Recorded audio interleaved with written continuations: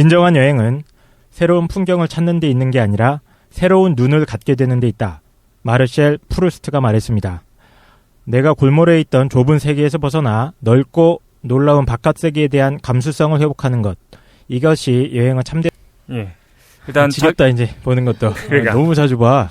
자기 소개부터 빨리 하면 저는 신자유주의와 미스터리에 관심이 많은 최 사장입니다. 예. 저는 이 세상을 죽창으로 혹은 세련된 아메리카노로 뒤집어 엎고 싶어하는 뭐라고? 깡 선생입니다. 깡쌤. 섞어서. 근데 나보고 자꾸 깡 사장이라고 그러더라고요. 아 맞아요. 깡쌤. 깡쌤. 네, 깡쌤이라고 불러주십시오. 예. 네, 저는 과학과 기독교에 관심이 많고 그리고 독실한 과학 신봉자이자 독실한 기독교 신봉자인 모순 없이 두 가지가 잘 조화를 이루는 지겹다 이 자식. 이독실입니다. 저예요? 예. 아, 저는 김도인이고 네. 끝났네요. 김도인. 예. 김도인.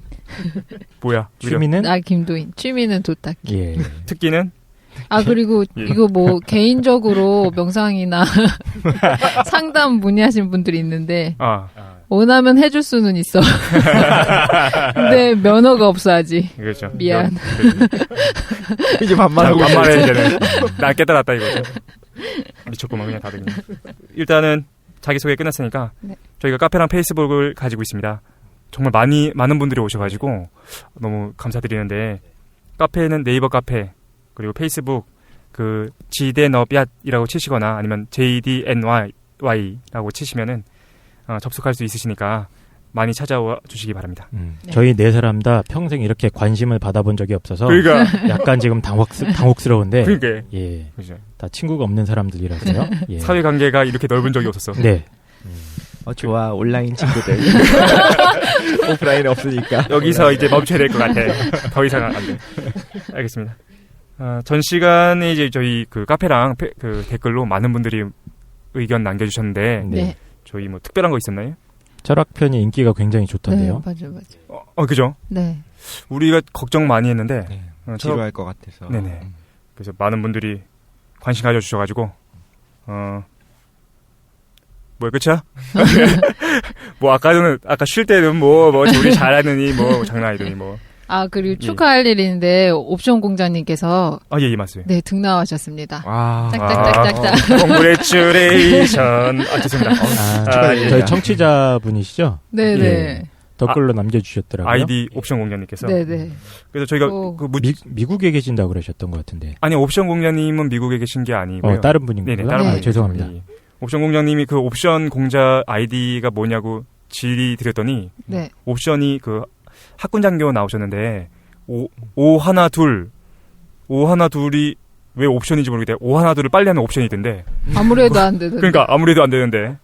그리고 그 팬아트를 남겨주신 분이 있어가지고 살랑이 분께서 그죠. 네 카페. 보고 깜짝 놀랐어요. 네. 네네 너무 닮아가지고. 우리 네 사람을 캐리커처로 그렸더라고요. 네네. 그러니까. 예, 저는 죽창과 진짜 죽창을 들고 있는 너무 제일 멋있어. 네, 너무 잘 어울려가지고 깜짝 노비. 놀랐어요. 네네. 예, 최 사장은 외계인과 접신하고 있고. 사실은 제가 제일 안 닮았던 것 같아요. 실물이 더 잘생겼는데 죄송합니다. 똑같아요. 그래. 네. 어쨌든 너무 감사드리고요. 네네. 예. 저를 허공에 띄워주셔서 감사합니다. 근데 김도인이 말도 안 되게 똑같이 생겨가지고 진짜 깜짝 놀랐어요. 저도 깜짝 놀랐어요. 저 대학원 때 커트하고 계룡상 다닐 때 모습으로 완전 너무 똑같아서. 똑같아요. 예. 어쨌든 오프라인 때 보시면은 너무 닮았다는 걸 알 수 있으실 것 같습니다. 네. 그리고 우리 독실이가 뚱뚱하다고 생각하시는 분들이 많은 것 같아요. 네. 장난으로 해서 최 사장이 자꾸 아니야, 말을 그렇게 해가지고 그런가? 동글동글 귀엽다고. 근데 실제 되게 덩치가 크다고 몇 번 했어. 그랬지. 네네. 그러니까 키가 크고 뚱뚱한 건 아니고요. 돼지입니다. 꽃미남이. 날씬한 돼지. 굉장히 샤프하게 생겼습니다. 그렇진 않은데. 이런 식으로 얘기하면 오프 모임을 위해서 지금부터 굶어야 될 것 같아요. 알겠습니다. 어쨌든 그래서 저희가 오늘 지난번에 철학에 이어가지고 이번에는 좀 가벼운 걸로 가보자 해서 여름철 휴가 여행지 추천. 가볍지 않았어요. 저희가 준비하면서 진짜 그랬어요? 그래요? 나는 가볍겠는데. 나만 무거워. 나도 열심히 했는데. 나는 이게 나의 삶이었기 때문에 나의 삶을 추천한 거기 때문에. 전 진짜 좋은 여행지를 정말 잘 소개해야겠다 싶어가지고 그래요? 자료 많이 준비했습니다. 네. 그래서 저희가 많이 준비해서 들어보시면 깜짝 놀라실 겁니다. 오늘도 사연이 있죠. 예, 그렇죠. 가상 사연을 한번 시작해 보겠습니다.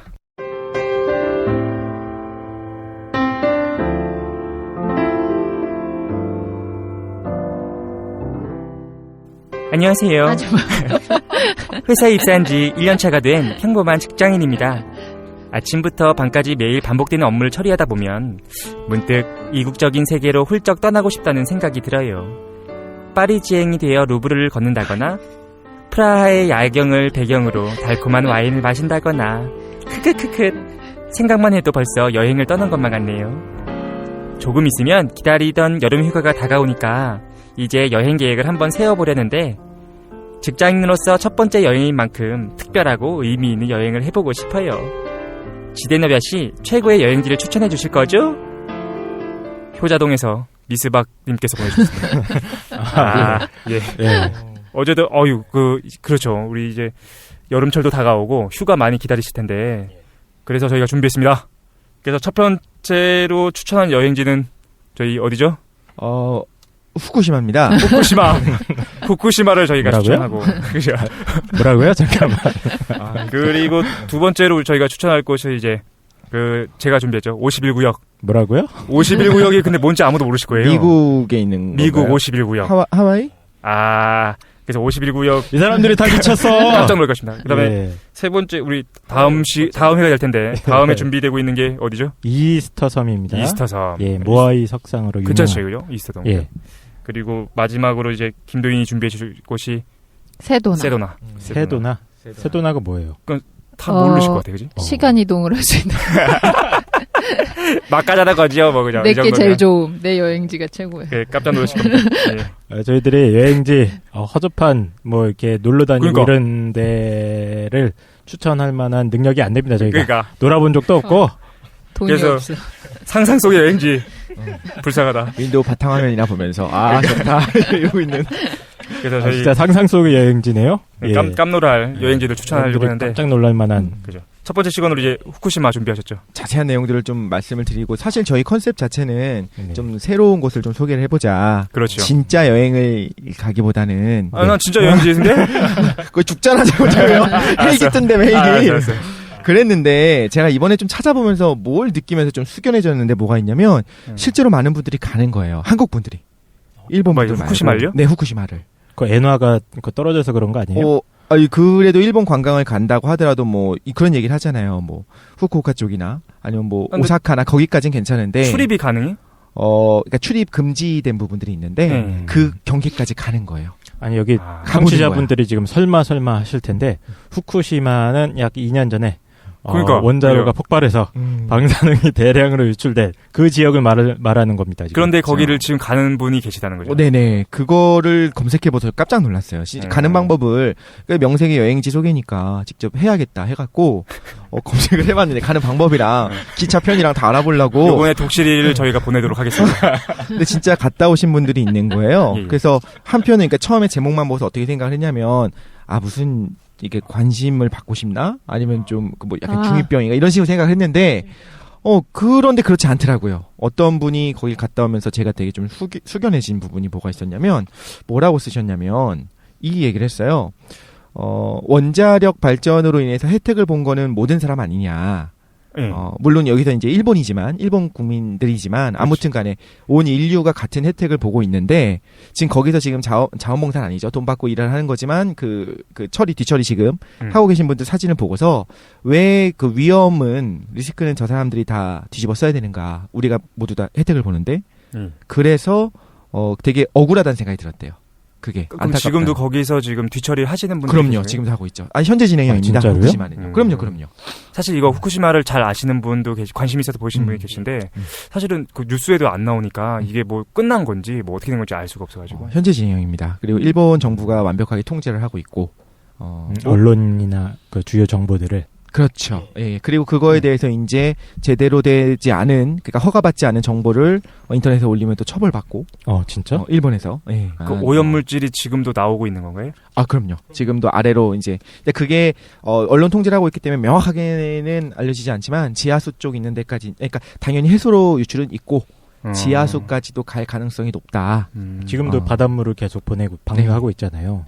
예, 거기서 항상 섞인 거. 그거에 대한 자세한 내용은 이제 설명을 드릴 거고. 근데 그분은 이제 이렇게 얘기를 하더라고요. 그곳만의 생활이 정보고, 그곳만의 생활이 인생인 사람들에게 자신이 무언가를 할 수 있길 소망했다. 그래서 한번 갔다 왔다. 그러니까 이런 분도 있고 다른 분도 있고 여러 분들이 가더라고요. 그러니까 한국 분인가요, 그분? 네, 그 한국 분이었습니다. 제가 일본 말을 몰라서 한국 분 여행기. 네. 예. 그래서 일단 가는 방법을 먼저 소개를 해드리겠습니다. 네. 물론 숙연해진다. 이러면 안 되는데 여러분 가시면 안 됩니다. 가능하면 가시지 마십시오. 저희 방송이 그래도 나름대로 좀 의미 있게 생각해 볼 수 있을 만한 여행지들을 지금 추천을 드리려고 했던 건데 네. 진짜 그렇네요. 저희도 처음에는 약간 장난기도 있었잖아요. 그치. 예. 많이 장난이었지 사실. 그러면서 제가 이거를 후쿠시마를 한 거는 사실 좀 생각을 해보자 좀 그죠. 해서 한 거였었는데 그리고 제안에 대해서. 실 상황을 사람들이 잘 모르니까. 그렇죠. 좀 과학적인 다 끝난 내용도 것 좀 같이 얘기하고 지금 싶고. 정보가 더 이상 나오지가 않으니까 네네. 사람들이 잘 모르는 것 같아요. 근데 일단은 가지 않기를 추천드리고요. 진심으로. 특히 아직 아기를 갖지 않은 여자분이라면 더더욱 가지 않는 것이 좋겠다라고 생각하고 있습니다. 일본 전체 여행을 하지 말아라 이렇게 얘기하잖아요. 이런 거에 대해서는 좀 이따가 다시 한번 우리 전체적으로 네. 얘기해보면 그죠. 좋을 것 같고. 사실 그게 궁금해 나는. 지금 우리나라에서는 외교부 여행 경보 제도에서 후쿠시마 원전 주변 반경 30km 이내는 지금 여행 제한 구역입니다. 가면 안 되고. 공식적으로. 네. 그리고 후쿠시마 전체가 1단계 여행 유의 지역. 후쿠시마 전체가 1단계라고 하는 것 자체가 조금 이상해요. 일본에서는 그가 출입 금지가 돼 있는 구역들이 있고 후쿠시마 내에서도 후쿠시마 현 내에서도 그리고 그거를 우리나라 외교부에서 받아들여서 어느 정도 가까운 곳은 가지 말아라, 절대 가지 말아라. 그리고 그 현 전체는 뭐 아주 안 가야 되는 건 아니다. 좀 이렇게 얘기를 하는 것 같아요. 후쿠시마 현 안으로는 일단 들어갈 수는 있는 거예요. 네, 들어갈 수 있습니다. 아. 그리고 지금 일본 내에서도 폐쇄되어 있는 역들이 있고요. 네. 그 가장 가까운 역까지 가시더라고요. 분들이. 이게 위치가 일본 거의 한 가운데인가요, 이게? 동경보다 조금 더 위쪽이에요. 위쪽이죠. 네, 조금 더 위쪽. 예, 한 가운데까지 아닌데 하여튼 북동쪽 네, 조금 상당히 더 내륙 위쪽에. 쪽인 것 같아요. 그 이제 바다에 접하고는 있고요. 도쿄에서 약 한 200km 정도, 230km 정도 떨어져 있습니다. 근데 230km가 어느 정도냐면 딱 한남대교에서부터 대구까지가 200km야? 예, 230km. 가깝네. 똑같습니다. 가깝다. 근데 이제 찻길로 말고 직선거리로. 직선거리로. 예. 찻길로는 더 먼 거니까. 그럼 실제로 우리가 거기 가려면 어떻게 가야 돼요? 일단 도쿄로 가서요. 네. 도쿄로 가서 거기 공항에서 이제 기차를 타고 가는 게 제일 좋고요. 그 신간센인가 그거? 네, 신간센 뭐 그런 걸 타고 일단 소마역이라고 그러니까 후쿠시마 중앙역으로 갈 수가 있고요. 후쿠시마역에서 소마역까지 또 어떻게든 뭐 지금 그 블로그를 보니까 지금 끊겨 있는 부분이 있다고 하더라고요. 그래서 셔틀 버스 다니고 그래서 소마역으로 가서 원래 거기에 또 이제 지선이 있습니다. 일본은 굉장히 철도가 잘 돼 있잖아요. 그렇죠. 그래서 거기서 뭐 그러니까 도쿄로 가든 센다이 공항으로 가든 거기서 소마역으로 가갖고 이제 그쪽에서 후쿠시마 그 동쪽 해안 네. 동쪽 해안을 쭉 타고 내려가는 선이 있어요. 조반선이라고 하는 그 라인이 있는데 그 중간이 끊겨 있습니다. 현재. 그러면 그걸 끊겨 있다는 얘기는 그걸 지나쳐 간다는 거예요? 그렇죠. 원래는 후쿠시마 발전소까지 가는 그 철도가 있는데 네네. 아니, 이거 사고가 났기 되게 때문에. 구체적으로 알고 있는데 언제 갔다 온 거 아니야 지금? 답사. 큰일 나. 나한테 준 생수가 혹시 후쿠시마 네. 드셨어요? 네. 제가 안 어쩐지 먹는 거 봤죠. 속이 뜨뜻하더라고. 그게 이제 위아래로 끊겨져 있을 거 아니에요. 예. 그러니까 그게 이제 위쪽에서는 뭐 히로노역, 아래쪽은 하라노마치역 이렇게 끊겨져 있습니다. 완전 디테일하고만. 예. 거기서 이제 많은 분들이 진짜 하라노마치역으로 가시더라고요. 갔다. 그리고 하나로 마치요? 예, 하나로마치역이 이제 위쪽 끊겨 있는 구간이 한 7개 역전 정도가 지금 끊겨 있어요. 네. 8정거장 정도가. 그래서 거기까지 하나로마치역까지 가갖고 어떤 분은 끊겼으니까 하나로마치역에서부터 이제 걷습니다. 한두 정거장 정도를 걷다가 이제 너무 덥다, 힘들다 해서 이제 여기까지만 가자. 이렇게 해서 가시더라고요. 갔다가 그럼 돌아오고. 네. 근데 그런 것들을 이제 일본 친구들한테 얘기를 해보니까 심지어 그 후쿠시마 현 안에 사는 좀 먼 곳에 살고 있는 사람들조차 거기 위험하고 무서워서 안 가는데 근데 또 그분이 올린 사진을 보니까 거기서도 이제 삶은 지속돼요. 초등학교 있고요. 애들 통학하고 그 있고. 근처에. 네. 그 체르노빌 원자력 발전소에서 사고가 난 이후로 예. 실제로 세계적으로 갑상샘암이 좀 맞아요. 많이 늘어났잖아요. 근데 그거를 진단 기술이 좋아졌기 때문이다라고 보는 견해도 있는데 아마도 그것도 있겠지만 그런 부분도 없잖아 있겠지만 실질적으로 그 방사능이 많이 유출돼서 그런 게 아닌가 이런 얘기들도 있거든요. 근데 갑상선암이 많아졌다는 게 그 구체적으로 무슨 얘기죠? 암이 피폭 많아졌다는 때문에. 거죠. 네네. 그러니까 그 체르노빌이 언제 있었어요? 70년대. 70년대 아닌가요? 예. 그러니까 70년대 체르노빌 사건이 있고 나서 네. 체르노빌 얘기도 조금 이따가 해주실 수 있는데 왜 그거 모르시는 분이 해야겠죠? 많으니까 86년이군요. 사고가 난 거는. 86년에 네, 86년. 그거 나고 나서 이제 이게 다 묻혔었는데 네. 그러니까 최근에 들어가지고 사람들이 갑상선암이 많아졌다는 건가요? 최근은 아니고요. 그 전에 네. 비해 86년 이후로 네. 천천히 우리나라도 갑상선암 자체가 두세 배 이상 높아지고 진짜요? 엄청나게 그때 높아졌는데 이후로? 요즘은 저희 어머니 아버지 세대 때 되게 많으신데 이거 수술하면 저희 근처에도 되게 많아요.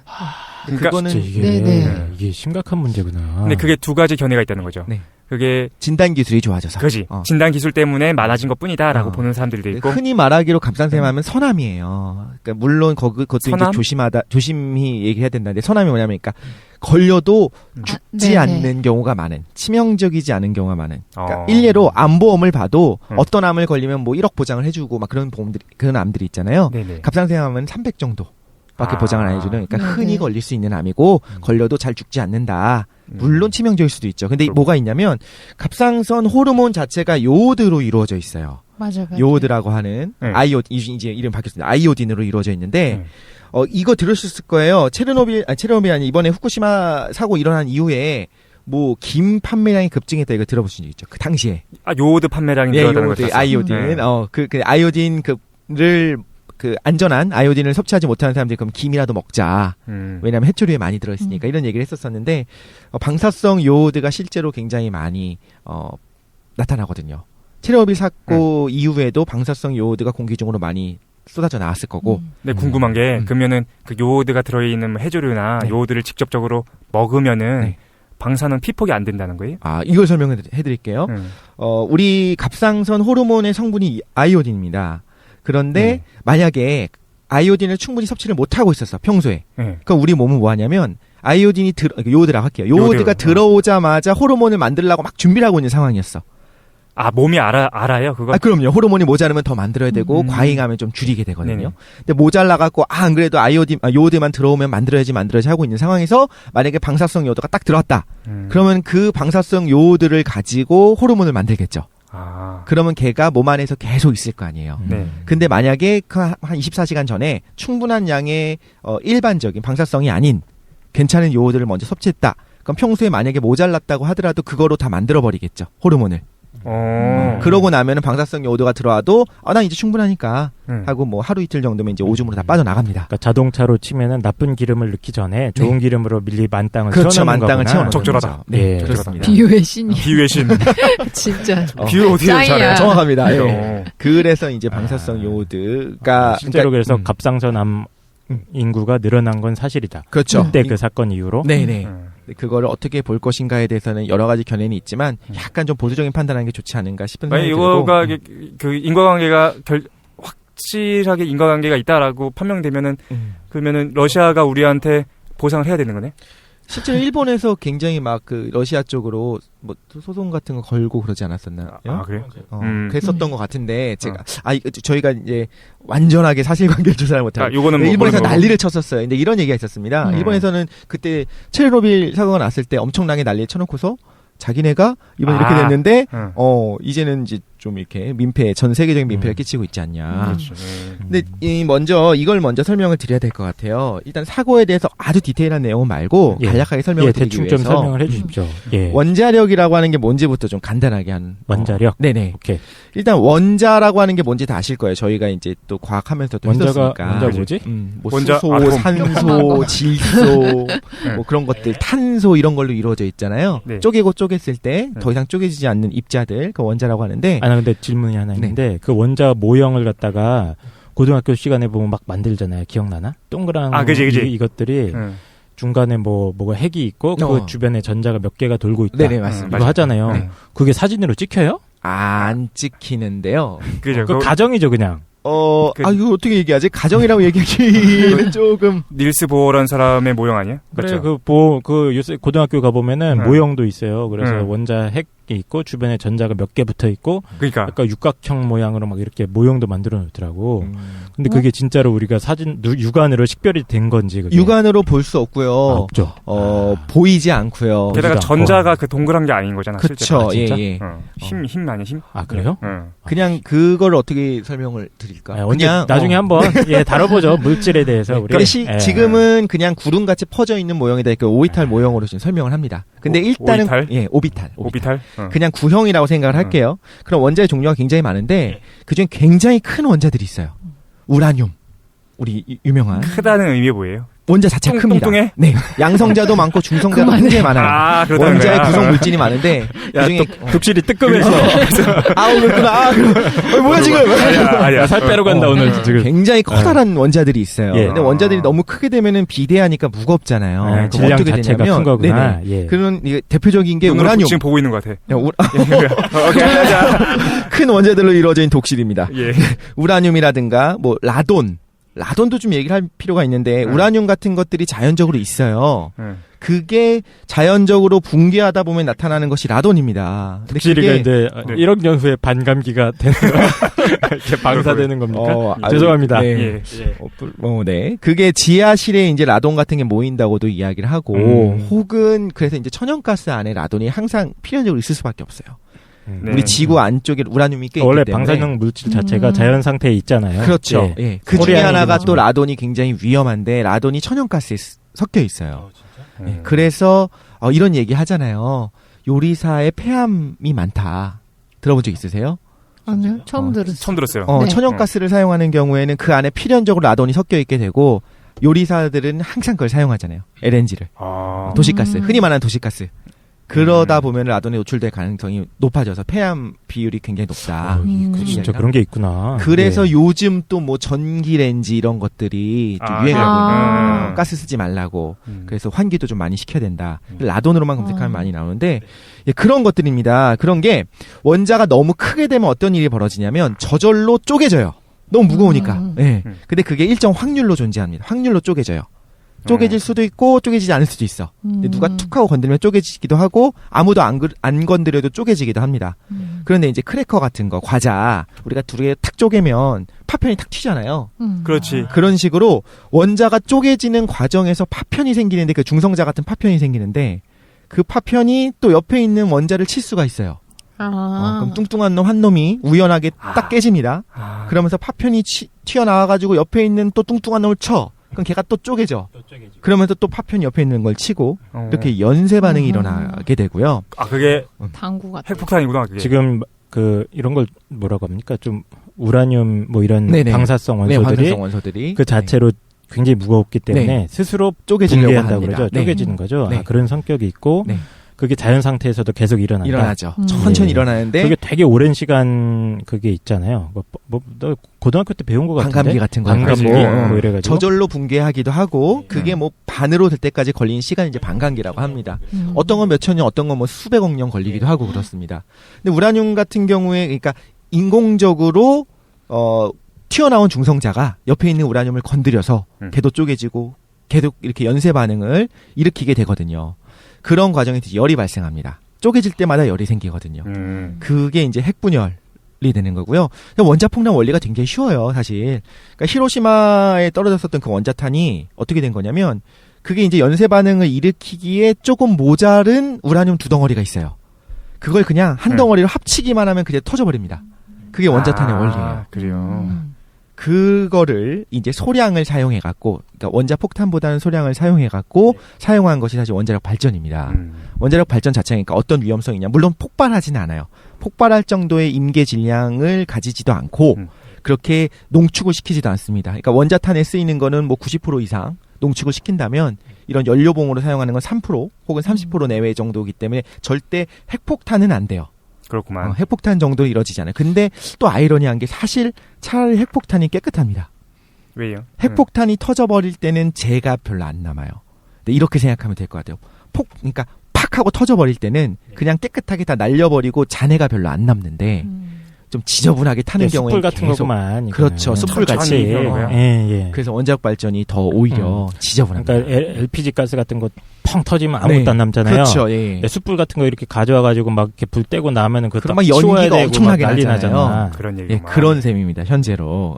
지금 상황이 지금 그래서 원자력 발전 같은 경우에 문제가 생기게 되면 훨씬 더 그런 지저분한 것들이 많이 남게 되거든요. 그래서 원자력 발전하면 무슨 방사성 폐기물이 계속 배출이 되고 그렇죠. 그런 거구나. 음. 네, 그게 질질 새게 되면 또 이제 제대로 차폐가 안 되면 더 위험한 거죠. 근데 이제 이 그 연료들을 모아놨는데 그 연료 자체에서 계속적으로 이 중성자를 통해서 얘가 온도가 높아지잖아요. 네. 그래서 그걸 이제 제어를 해야 돼요. 네. 그래서 연료봉 사이사이에 이제 제어봉을 놓습니다. 그래서 그 제어봉은 뭘 하는 거냐면 그 파편 아까 말했었던 파편의 속도를 조절한다든가 네. 파편을 흡수를 해요. 그렇구만. 그래서 그걸 쑥 집어넣게 되면 이거 약간 그 고깃집 같은 거네. 고깃집에 불판이 여러 개 있는데 공기 양을 이제 조절을 하죠. 그 위에 그 연기 빨아들이는 거 그래. 있잖아요. 연기 빨아들이는 게 여러 개 있어갖고 거기서 이제 나오는 뭐 과도한 열이라든가 뭐 이런 걸 좀 조절을 해주는 거지. 제어봉은 제어봉은 좀 다른 것 같아요. 파편 튀기는 걸 좀 막아주는 거야. 파편이 연쇄 반응을 일으키니까 파편 튀는 걸 막아주는 제어봉들이 있어요. 오케이. 근데 그러니까 사고가 일어나게 되면 정말로 안전하다고 하는 사람들의 주장이 뭐였냐면 자동적으로 그 제어봉이 쑥 들어갑니다. 그래서 연쇄 반응을 정지를 시켜요. 사고가 나면. 네, 사고가 나면. 이번에 후쿠시마에서도 마찬가지로 작동을 했다고 봐요. 아, 그래요. 확실하진 않습니다. 근데 이번에 또 최근 기사를 보니까 실제 제어봉이 수십 개가 있는데 실제 정상적으로 작동한 건 하나밖에 없었다 뭐 이런 얘기도 있고 막 그래가지고 아무튼 제어봉이 내려가고 정상적으로 차단을 했습니다. 그럼 이제 더 이상 연쇄 반응은 안 일어나는데 문제는 연료봉 자체가 기본적으로 자연 상태보다 훨씬 농축돼 있기 때문에 서서히 열이 계속 생겨나요. 원래는 그 열을 사용해서 물을 끓여가지고 그걸로 터빈을 돌려가지고 발전시키는 게 원자력 발전이잖아요. 근데 그게 이제 계속적으로 온도가 올라가는 거예요. 문제는. 그래서 그거를 이제 식혀줘야 되잖아요. 식혀주기 위해서 뭐가 있냐면 냉각수? 냉각수가 있고 냉각수를 순환시켜주는 펌프가 있습니다.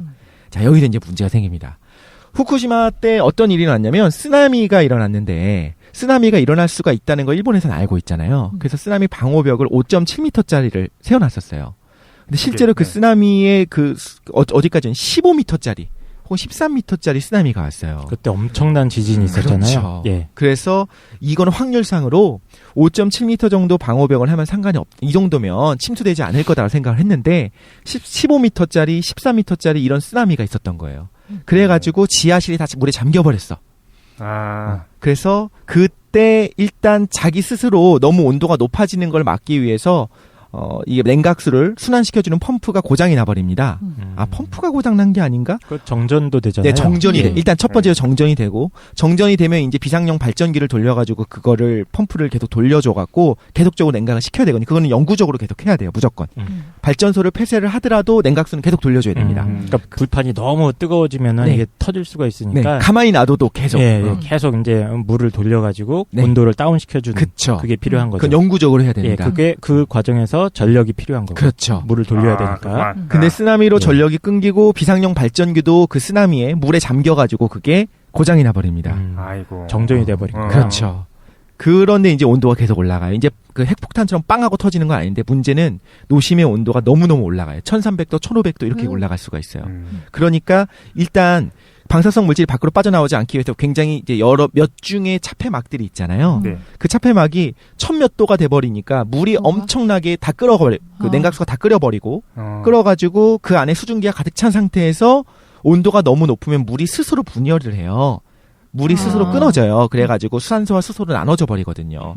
그래서 이제 아주 뜨거우면. 네, 너무 뜨거우면 그렇구만. 분해가 돼버리거든요. 이제 그게 폭발해버린 거죠. 압력밥솥 터져버리듯이. 그렇죠. 그냥. 예, 그 안에서 계속 물은 끓고 있고. 근데 압력밥솥 내부가 140도라고 한다면 이건 1300도까지 올라가고. 그러니까 이제 그 기체까지도 그렇죠. 분해시키는 거예요. 기체가 분해돼 버리고 수소가 발생하고 걔가 빵하고 터져버린 겁니다. 그러면서 이제 균열이 생긴 거고 그 과정에서 바깥으로 이제 방사성 그 지저분한 재들이 밖으로 막 빠져나온 거죠. 그러면 핵심적인 근원적인 원인은 쓰나미가 그렇게 큰 파도를 만들어낼 거라고 예측하지 못했다는 데 있는 거예요. 그것도 있고 그 이후에도 빨리 비상용 발전기가 고장 났으면 배터리라도 있어야 되고 그럼 비상용 발전 차라도 있어야 되고 이런 것들이 있었는데 이제 도쿄전력에서 뭐 길이 막혀서 그러니까 그게 되게 논란이 있는 게 그게 그 하루 동안 뭐 몇 시간 만에 그게 터진 게 아니고 그렇죠. 며칠을 지켜봐요. 그게 시간이 되게 오래 걸려요. 터지기 전까지. 그렇죠. 천천히 온도가 그러니까 올라가는 되게 거기 황당한 때문에. 거예요. 그러니까 모르겠어요. 저도 이따가 자세하게 얘기를 하겠지만 예, 그게 굉장히 오래 한 3일 정도 있다가 터지는 걸로 제가 기억하거든요. 그렇죠. 왜 네. 그걸 보고 있어요? 이런 것도 있어요. 바로 사고가 나자마자 해수를 빨리 넣어버리면 되거든요. 네. 바닷물을 넣어버리면 어느 정도 오염은 되게 바다가 어느 정도 오염돼 어쩔 수 없는 겁니다. 그럼 어느 정도 오염되지만 이거 멜트다운이라고 하는 걸 막아줘. 멜트다운은 뭐냐면 1300도가 넘어서 지금 이제 균열이 생겨가지고 바깥으로 공기 중으로 빠져나왔어요. 네. 근데 그 이후에도 웰로봉은 계속 온도가 높아져요. 막 2000도까지 올라갑니다. 그럼 어떻게 되냐면 바닥을 뚫고 바닥을 녹여버리면서 쭉 아래로 내려가요.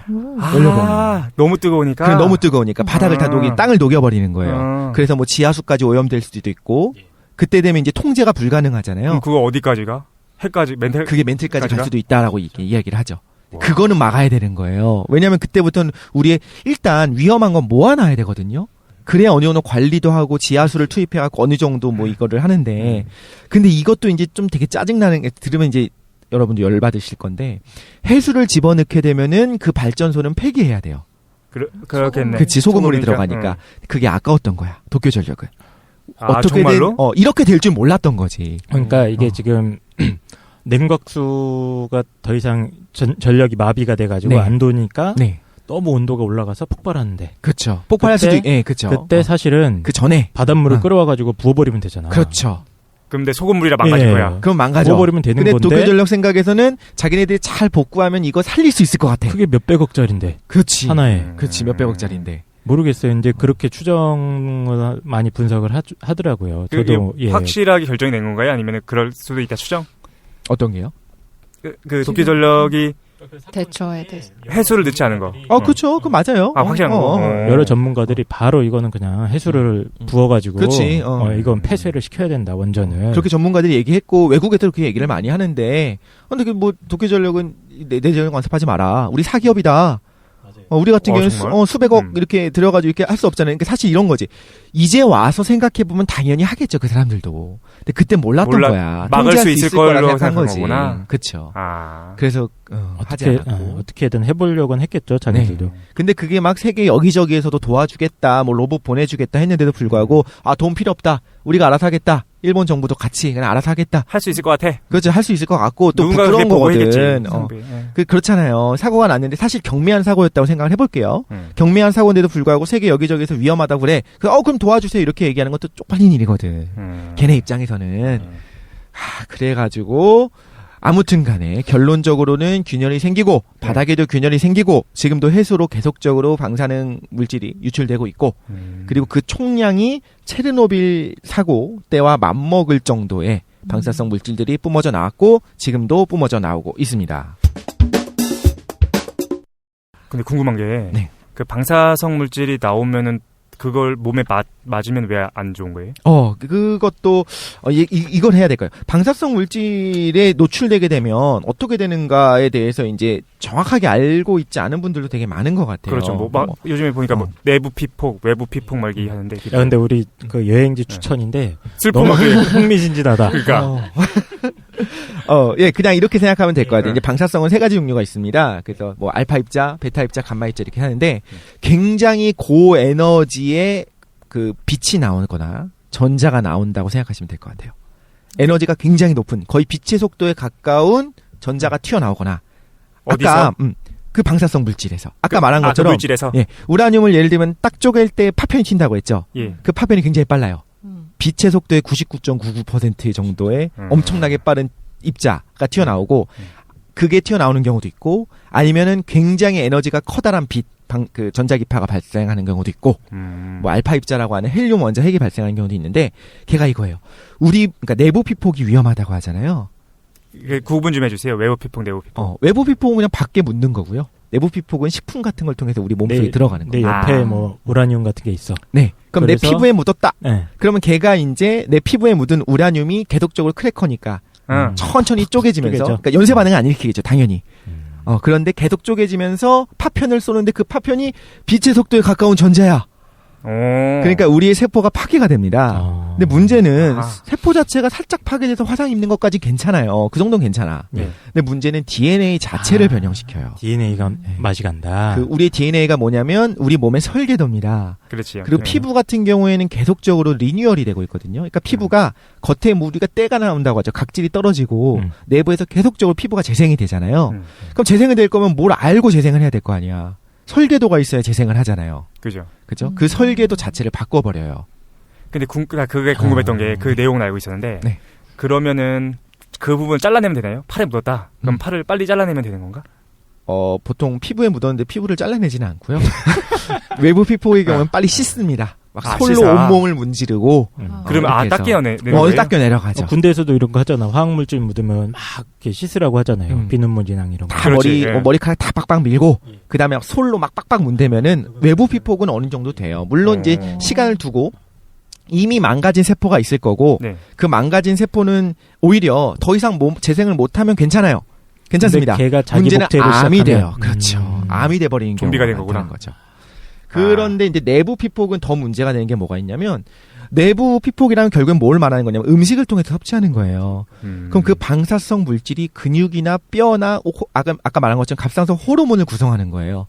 그럼 이 내부에서 중요한 장기에 계속적으로 방사능을 뿜어내는 겁니다. 퍼져나간다는 거군요. 그게 계속해서. 퍼져나간다기보다는 우리 몸속에 있는 거죠. 그럼 우리가 이제 솔로 빡빡 씻어서 뺄 수가 없는 거죠. 그럼 옆에 있는 애들한테 계속적으로 영향을 주면서 DNA도 변화를 시키고 세포 자체를 파괴하고 오히려 세포만 깨끗하게 파괴하면 문제가 없어요. 아프지만 낫겠죠. 그렇죠. 근데 오히려 그런 식으로 암을 유발하는 경우가 그러니까 내 몸 안에 숯불 같은 게 하나 들어있는 거군요. 그렇죠. 똑같습니다. 계속 네, 걔가 맞습니다. 이제 유전자를 갖다가 변형시키고 그 과정에서 암이 될 수도 있고. 그냥 세포가 죽어버리면 됐는데 이거 걔가 살아있는 무서워서 거예요. 어떻게 살아 이거. 아주 적은 양의 경우는 차라리 죽어버리면 되는데 문제는 그런 식으로 암이 되는 경우가 있고 물론 이제 후쿠시마 근처에 이제 작업하는 분들이라든가 이제 그러니까 최대 피폭량 제한이 있거든요. 그거 이상 피폭하게 되면 뭐 죽기도 합니다. 24시간 내에 죽기도 하고. 진짜로? 그렇죠. 너무 많이 피폭되는 경우에는 어쩔 수 없이 그냥 이거는 뭐 몇 시간 안에 죽는다. 혹은 하루 안에 죽는다. 혹은 일주일 안에 죽을 확률이 50%다. 이런 식으로. 왜냐하면 중요한 기관들이 너무 심하게 망가져버리고 우리 몸이 재생되는 속도보다 망가진 속도가 빨랐다 하면은 그게 되게 신기하네요. 뭔가 뜨겁거나 이런 게 느껴지진 않을 거 아니에요. 감각이 느껴지진 않는데 거의 그 아주 미세한 그 세계 차원에서 그렇죠. 전자들이 막 이런 게 막 튀어나오는구나. 네네. 그렇죠. 그래서 방사능이 피폭되면 제일 먼저 문제가 생기는 것들은 뭐가 있냐면 재생이 제대로 안 돼요. 그래서 피부가 예를 들면 내가 바깥에서 강하게 피폭이 됐어요. 그럼 일단 지금 이루고 있는 이 피부는 건축물이에요. 설계도가 없어도 돼요. 그럼 이건 괜찮습니다. 그럼 얘가 떨어져 나간 다음에 내부에 있는 피부 진피층이 다시 표피가 돼야 되는데 걔가 재생이 안 되니까 피부가 다 떨어져 나가요. 근육이 그냥 노출됩니다. 그런 식으로 이제 좀 되게 잔인하게 될 수도 있다. 보면, 그런 식으로 죽어가게 되는 거고 이제 우리 같은 경우에 뭐 예를 들면 생선 좀 먹지 말아라. 동해안에서 나타나는 생선 좀 위험할 수 있다. 근데 지금 후쿠시마를 왜 추천을 하는 거야? 근데 무섭다. 나 지금 얘기 들으니까. 죄송합니다. 네. 말씀 계속 이해해 주시고요. 네. 너무 끔찍하네요. 근데 저도 이게 말로만 대충 듣고 있었는데 이제 방사능이 우리가 거의 우리 몸을 이루고 있는 어떤 물질의 아주 밀입자 단위에서 심각한 손상이 가는 거죠. 유전자 단위에서 손상이 간다. 그렇죠. 그래서 나도 얘기 들은 게 외부 피폭은 그렇게 위험하지 않는데 일본 여행 가는 거를 왜 가면 안 되냐면은 외부 피폭 때문이 아니라 거기서 나오는 음식들을 먹어서 문제될 거예요. 더 위험합니다. 그런 것 같아요. 저도 그 도쿄 말고 오사카 정도까지 되면 외부 피폭은 문제가 크게 없을지 않을까 생각을 했거든요. 그래서 가고 싶다는 생각이 들었는데 이거예요. 또 일본이 정말 정신 나간 게 먹어서 돕자라고 해갖고 후쿠시마가 사실 굉장히 농산물이 많이 나고 쌀도 굉장히 많이 나와요. 근데 거기 농산물을 막 이게 먹어서 후쿠시마를 도와주자 막 이런 캠페인이 막 일본 내부에서 일어나는 거예요. 그래서 농림부 관계자였나? 그분이 계속해서 먹자 방송에 나와서 계속 먹다가 바로 한 일주일 만에 그 후두암 걸리고 막 암 걸렸었잖아요. 실제로. 그게 되게 위험한 게 그러니까 예를 들면 안전한 곳에 가세요. 후쿠시마 근처 말고 뭐 오사카라든가 저 아래쪽에 있는 되게 괜찮은 뭐 그런 데를 갔는데 거기서 뭐 와규 한번 먹어보자 해서 먹었는데 그 소고기를 먹었는데 그게 오염됐다. 혹은 뭐 거기 샐러드라든가 쌀이 후쿠시마산 쌀이야. 그러면 그냥 내부 피폭 되는 거거든요. 그래서 먹는 게 더 위험하다. 일본 여행 가지 말아라 하는 이유가 그게 그렇군요. 되는 거고 생선 먹지 말아라라고 얘기하는 것도 좀 비슷합니다. 사실 음. 생선들이 음. 그냥 동해에만 있으면 그나마 좀 안전할 수 있어요. 그런데 일본 근해까지 왔다 갔다 하는 생선일 수도 있고 그래 먹고서 돌아오는구나. 그치 그럴 수도 있는 음. 거고 또 해류라고 하는 것이 완벽하게 동해 쪽으로는 하나도 안 오고 전부 다 저쪽 태평양 쪽으로 가는 건 아니거든요. 그렇기 때문에 섞일 수가 있기 때문에 먹는 건 조심해라. 그리고 제가 객관적인 내용을 위해서 좀 말씀을 드리자면 이런 건 얘기해야 될 것 같아요. 아주 미량의 방사선 아주 미량 있죠. 자연 방사선도 있고 지금 위에서부터 지금 방사선이 떨어지고 있거든요. 우주에서. 그렇지. 이런 거 들어보셨을 거예요. 뭐 조종사라든가 스튜어디스라든가 이런 분들이 뭐 불임률도 높고 맞아. 좀 위험하다. 우주 비행사들도 그런 게 높다. 이런 얘기 들어보셨을 거예요. 네. 기본적으로 우주에서 내려오는 방사선을 좀 다른 사람들보다 많이 맞기 때문에 그런 일반적인 방사선들이 있고 또 예를 들면 엑스레이 같은 거 한번 찍을 때도 꽤 많은 그지. 물론 위험할 정도는 아닌데 꽤 많은 방사성을 쬐거든요. 근데 이런 얘기가 있었어요. 아주 미량의 방사선은 오히려 몸에 좋다. 나도 그 얘기 들은 것 같아. 이런 이론들이 있어요. 근데 그거는 지금은 확실하지 않다. 논란의 여지가 있다. 라고 이렇게 제가 이 정도는 말씀을 드려야 좀 균형 있는. 나 요새 피부 재생이 잘 안 되는 것 같은데. 그건 노화. 노화되고. 아, 그래요? 네. 슬프네. 더 슬프다. 네. 근데 그 사고 원인과 관련해서 지금 사실 그게 되게 논쟁거리가 많잖아요. 네네, 그렇죠. 근데 내가 들었던 게 그러면 이제 사실 궁금한 게 이거야. 일본 여행 갈 수 있느냐? 여기까지. 저는 한번 갔다 오고 싶어요. 후쿠시마 쪽 말고 오사카 쪽이라든가 좀 이렇게 교토라든가 그런 데는 가고 싶은데 제가 계획을 하기로는 가서 먹는 거 일단 회는 절대 안 먹을 거. 저는 여러분은 이제 알아서 판단하시면 됩니다. 근데 저는 아직 일단 애기도 없고 그래서 혹시나 먹더라도 애기는 가진 다음이 낫지 않나 그런 생각을 하고 배를 있고요. 보면 속에 있을 것 같은데. 아니야. 이러면서 알았어. 그만해. 알았어. 그만해. 아무튼 알았어. 팬도 있는데. 근데 내가 왜 그런 얘기 하냐면은 예전에 익명으로 그 어떤 일본 과학자 분 중에 한 명이 미국에 가가지고 이렇게 얘기했다는 거예요. 망명했는데 망명이 아니고 이미 얘기했지. 이미 갔는데 학자로서의 양심을 걸고 얘기하는데 일본은 끝났다. 그러면서 일본에 여행을 가게 하는 것 자체가 문제가 있으니까 사실 전 세계는 일본으로 여행 가는 거를 막아야 된다라고 얘기했던 거를 본 것 같거든요. 이런 것도 얘기를 한번 해보고 싶어요. 이거는 이제 제 의견이긴 한데 사람들이 그러잖아요. 일본 사람들은 다 살고 있다. 그러니까 거기 사람들 다 살지 않냐, 안전하지 않냐, 이렇게 얘기를 해요.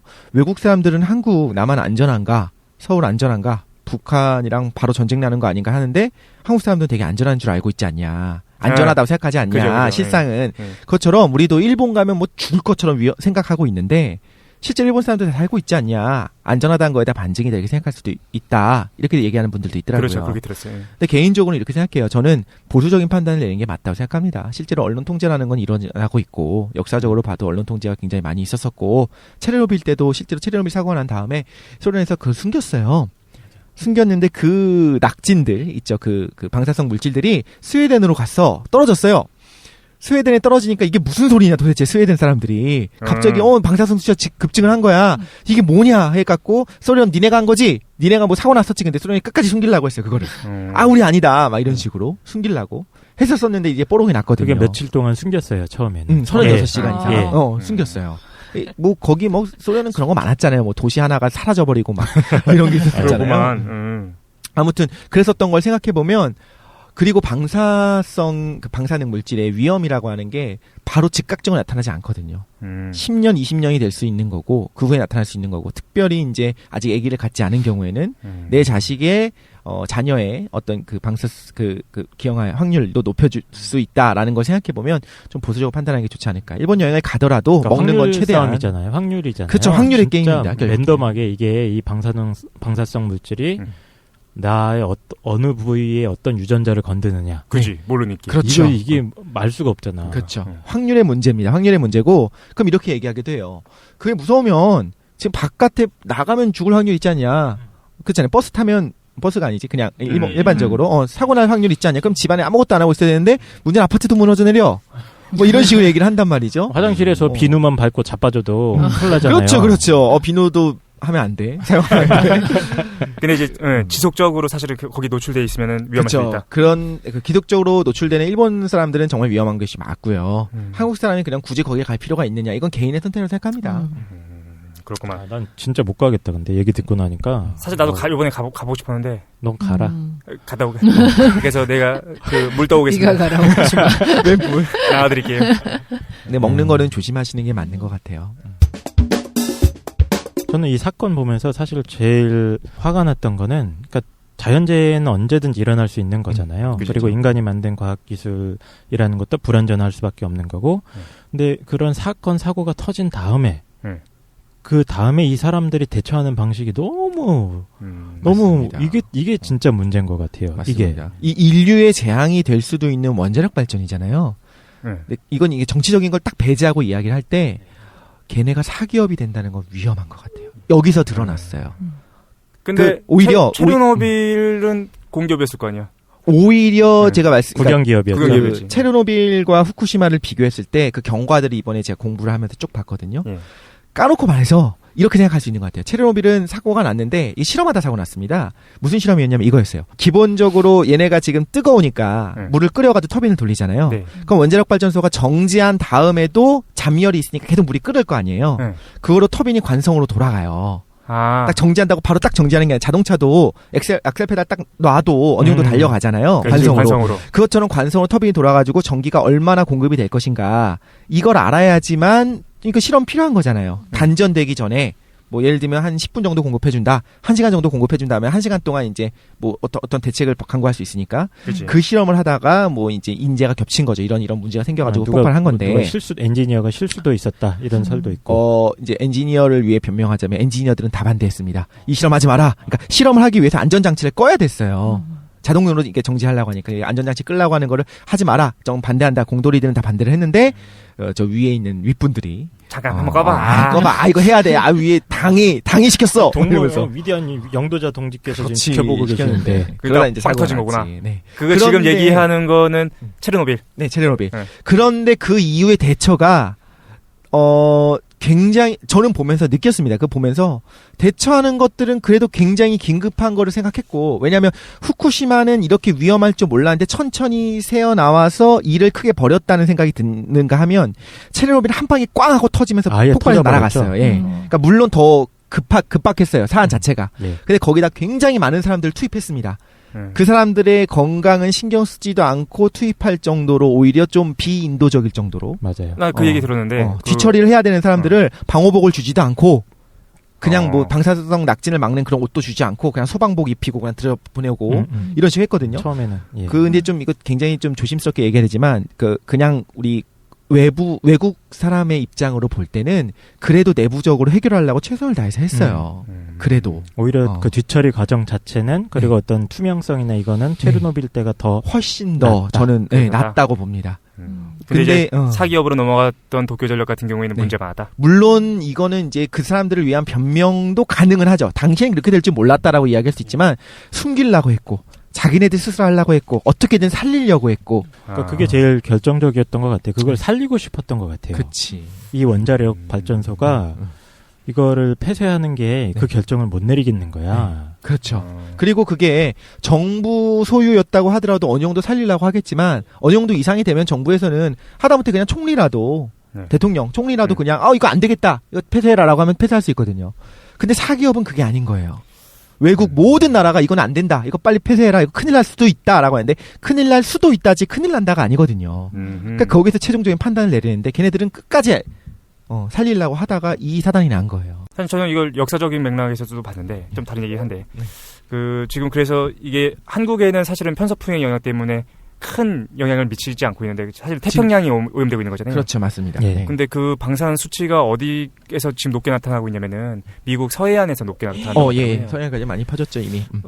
근데 미국 자체 내에서도 그거에 대해서 자꾸 이게 공공연하게 비밀인 거야. 그렇게 돼 있는데 역사적인 맥락에서 네네. 보게 되는 게 미국이 선물하지 않습니까 일본에 그 세계대전 당시에 핵을 그렇지 두 발. 히로시마나 나가사키에. 그 다음에 이제 시간이 많이 지나서 일본으로부터 응답. 그렇지. 니네 거 잘 받았다. 너희도 돌려봐 주마. 되게 역사적으로 네. 그렇게 보게 된 네. 것 같다는 생각. 무슨 의미인지는 잘 모르겠는데. 아, 그래? 농담이시죠? 농담이에요. 아, 농담. 농담입니다. 그건 농담하는 농담인지 겁니다. 아니면 알겠어요. 그러니까 말하자면 이게 성경적인 관점에서 볼 때 뭐야? 인간보로 그랬어요. 신의 섭리로 보는 건지 뭘 말하는 건지. 아니, 그렇게 얘기하면 안 되고 또 모르겠지만, 너무 위험하고 그지? 그렇습니다. 그래서 저는 후쿠시마라는 이 지역이 너무 우리 사회한테도 생각해볼 거리를 많이 주는 것 같아요. 정말 그렇습니다. 정말 많이 네. 주는 것 같고 이게 사건 사고는 언제든지 일어날 수 있는 거잖아요. 네네. 예, 그거에 대해서 대처하기 위해서 우리가 정부를 조직하고 그렇지. 예, 세금을 주고 공무원들을 이렇게 뽑아서 음. 선출직 공무원들도 뽑아서 이렇게 대표자들을 만드는 건데 고고론적인 그 관점에서 보면은 정말 이 사건은 정말 생각해볼 거리가 많은 것 같아요. 네. 이거는. 당연히 저만 해도 그렇습니다. 이 체르노빌 아니지. 후쿠시마 사고 나기 전까지만 해도 사람들한테 이렇게 얘기했어요. 원자력 발전은 대안이 없다. 해야 된다. 무조건 그치. 해야 된다. 니네 지금 우리나라에서 발전량의 30% 이상을 지금 원자력 발전이 감당을 하고 있는데 원자력 발전 반대할 거면 에어컨 키지 마라. 대안이 없는 거 어떡하냐. 그리고 교과서에도 이런 얘기가 나와. 내 그렇죠. 기억에 네네. 사회 교과서에서도 앞으로 어떤 대안 에너지로서 원자력이 각광받고 그렇지, 있다. 맞아. 뭐 이런 표현들이 저도 기억이 나요. 그렇죠. 청정 에너지 이렇게 한국은 얘기하고 대충 몇 퍼센트를 원자력이 30% 한 3분의 1 정도? 되게 그렇구나. 그만다. 한해 높습니다. 근데 이제 아까 전에 잠깐 우리 독실이 말씀하셨는데 아까 처음 이게 녹음하기 전에 그게 말씀하셨잖아요. 그래서 지금은 이제 반대한다라고. 지금 반대합니다. 저는요. 네. 그게 이제 이런 것들을 얘기해야 그러니까 원자력이 될 것 같아요. 반대한다? 예, 원자력 에너지. 이제 폐쇄해야 된다라고 생각하는 거죠. 이런 얘기를 좀 드리고 싶어요. 원전 사고가 일어난 실제로 원자력 발전도 굉장히 안전합니다. 아주 다중의 안전 장치들이 있어요. 원자력 발전소 자체는 네, 굉장히 많습니다. 굉장히. 근데 예를 들면 체르노빌 같은 경우에는 그러니까 FM대로 운영하지 않고 실험하자, 안전장치 끄자 이렇게 해서 사고가 난 거고. 그치. 체르노빌은. 예, 그렇죠. 그리고 이번에 그 후쿠시마 같은 경우에는 여기 한 5.7m 이상의 쓰나미가 올 확률은 굉장히 적어. 뭐 10,000분의 1밖에 안 돼, 1000분의 1밖에 안 돼. 그리고 설령 이게 오더라도 비상용 발전기가 있어. 비상용 발전기가 고장이 나더라도 뭐가 있어 해서 다 만들어 놨어요. 다 만들어 놨기 때문에 실제로 어떠냐면요. 원전 사고가 일어날 확률이 1년 동안에 어떤 원자력 발전소 하나가 한 개가 10만 분의 1 정도의 확률로 사고가 날 거라고 생각을 했습니다. 보통. 그러니까 이거지. 이 확률도 그러니까 5.7m 이상의 쓰나미가 올 확률이 예를 들면 1000분의 1이야. 그럼 1000분의 1 곱하기 안전장치 뭐가 얘가 우연히 같이 고장날 확률이 또 100분의 1이야. 그럼 곱하기 100분의 1 이런 식으로 곱해가지고 몇 중의 안전장치가 있거든요. 그런데 보세요. 10만 년에 한 사고가 날까 말까 한 사고가 지금 원자력 발전이 상용화되기 시작한 지 한 60년 정도 지났거든요. 그렇죠. 벌써 7등급 사고가 2번 났습니다. 체르노빌, 후쿠시마. 6등급 사고도 있었었고요. 5등급, 그러니까 이건 원자력 발전 사고 등급을 말하는 건데, 이거예요. 결국 운영은 사람이 하는 거예요. 비행기도 굉장히 안전하거든요. 몇 중의 안전장치들이 있는데도 불구하고 비행기 사고 한 번씩 나잖아요, 계속. 그렇지. 그런 거 보면 사람이 운영하는 거는 안전할 수가 없습니다. 어쩔 수 없는 것 같아요. 다른 패널분들은 어떻게 생각하시나요, 우리 저희? 저도 뭐 이 문제에 대해서 원자력 발전을 꼭 폐지해야 된다 아니면 계속해야 된다. 저는 이 문제에 대해서 뭐 쉽게 결론을 못 내릴 것 같은데 이건 확실한 것 같아요. 그러니까 과학기술이라는 것들이 일반인들이 보기에는 굉장히 신뢰할 만한 거다라고 생각을 하잖아요.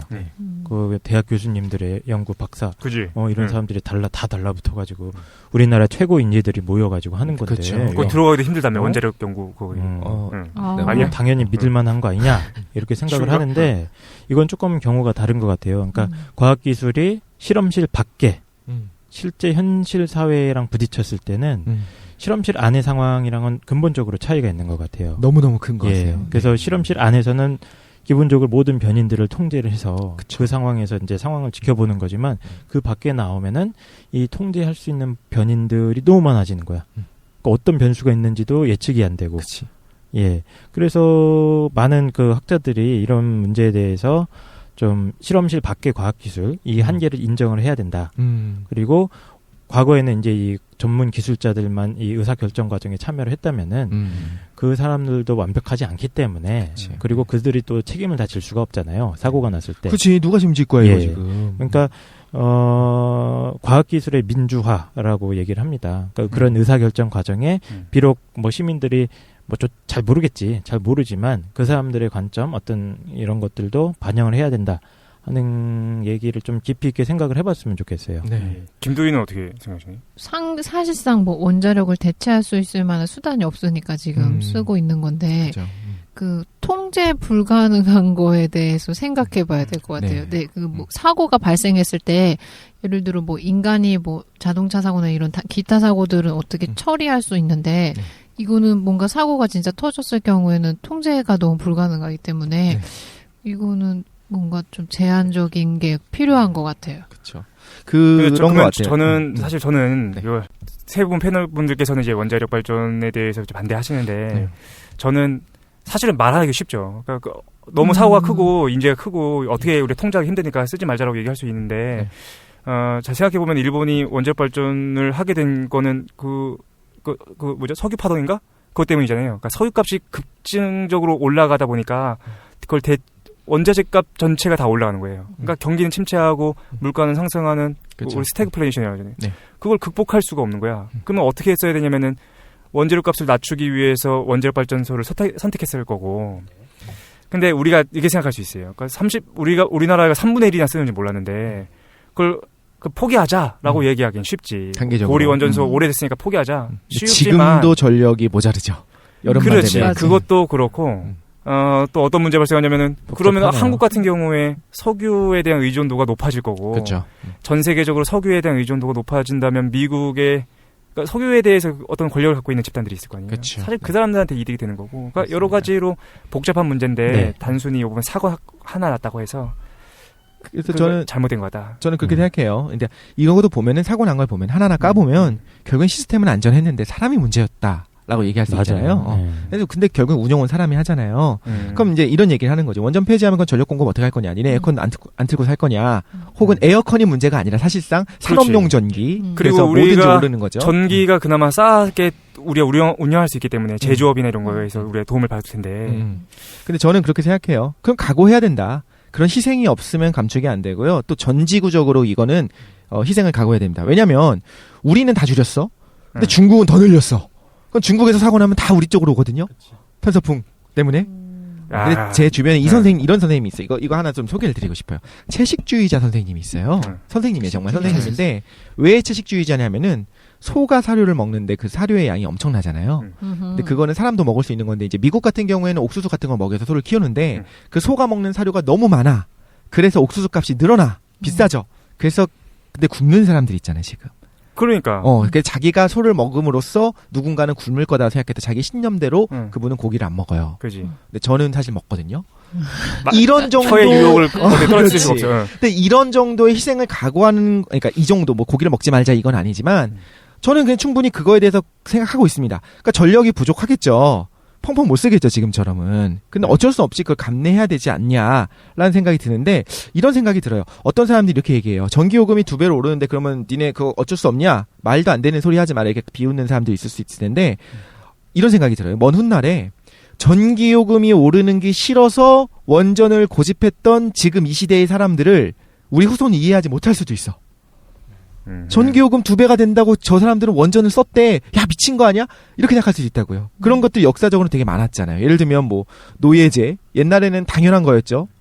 그죠? 그리고 뭐 데카르트 시대 뭐 동물 학대하는 것도 당연한 거였고 그 당시에는 뭐 인명 경시했었던 거, 뭐 러시아, 나치, 소련 이런 데서 인명 경시했던 거 지금 보면 어떻게 저럴 수가 있었지 싶은데 그 당시 그냥 했단 말이죠. 근데 지금 보면 그건 잘못된 거였잖아요.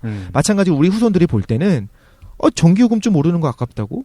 원전을 그냥 하자고 주장하는 사람도 있었다라는 거에 대해서 되게 황당하게 생각할 수 있다는 생각은 들어요. 그러니까 우리 과학기술의 힘이 너무 강력해졌기 때문에 윤리적 책임의 범위가 역사적으로도 시공간적으로도 너무 그렇죠. 넓어진 거죠. 네네. 그렇습니다. 그래서 이런 질문을 한번 드리고 싶어요. 여러분들에게 드리고 싶은 건 제가 이제 생각을 해본 건데 만약에 10억을 받는 대가로 물을 마셔야 돼요, 우리가. 그러니까 이 물을 마시면 10억을 받아.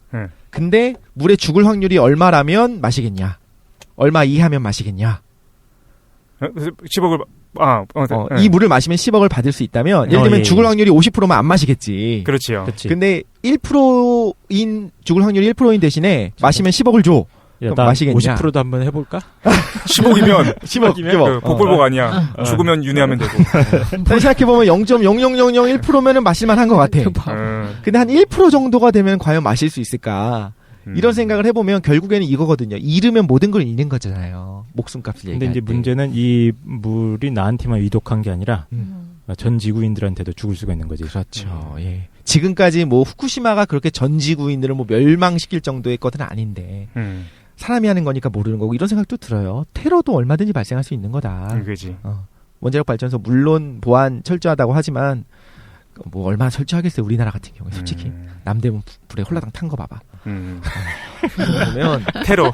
남대문 테러. 그런 거 보면 근데 사실 이런 건 있어요. 이런 사고가 나게 되면 그 다음부터 이건 반면교사를 삼아가지고 시스템이 보완이 되고 좀 더 그런 부분들이 있지만 그래도 정말 원자력 발전이 안전하게 가려면 그 굵직굵직한 사고가 한 대여섯 건은 더 터져야 아이 끔찍한 소리 하지 마. 이씨. 그러니까 그렇게 될 거니까 저는 반대합니다. 어쨌든 알겠습니다. 정말 생각할 거리가 많은 후쿠시마 여행 여행. 소개. 예. 도대체 뭘 소개한 거냐? 근데 이런 거 알아야 돼 진짜. 에어컨 꺼라, 많은 이거. 분들은. 예. 알겠습니다. 그걸 감수할 만한 생각을 하면서 감수할 만한 그런 생각을 해야 된다는 거죠. 우리 알겠습니다. 상상 속의 여행. 그지. 1편. 후쿠시마 여행기의 결론은 에어컨을 꺼라. 알겠습니다. 적절해. 그래. 우울했어. 많은 분들이 우울해. 우울해하실 것 같은데요. 이게 우리- 무슨 여행지가? 예, 잠깐 쉬었다가 진정한 여행지를 제가 소개시켜드리겠습니다. 잠깐만 쉬시죠.